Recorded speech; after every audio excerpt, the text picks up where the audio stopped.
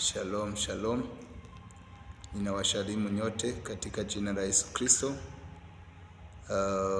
Siku ya leo ningependa kuongea kuhusu kufanya kazi, kama vile tulikuwa na Minister Benedict Yatoro akaweza kututia moyo juu ya vile tunafaa kufanya kazi. Ndiyo, wengi wetu tumeokoka, lakini tunafaa kuwajibika kwa vitu zingine. Juu kuna watu wengi hata kama walikuwa wanaokoka, wanaitanishwa na Yesu Kristo, walikuwa wavivu.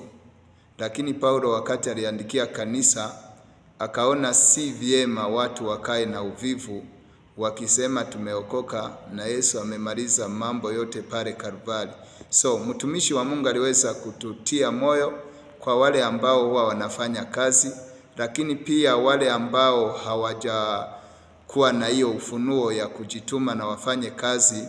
So alikuwa anawatutia moyo juu ya kazi. Mungu mwenyewe alifanya kazi, Yesu alifanya kazi, hata Adamu wakati aliletwa katika shamba la Edeni akaambiwa tengeneza shamba hii likaweze kung'ara kupitia kazi ya mikono yako.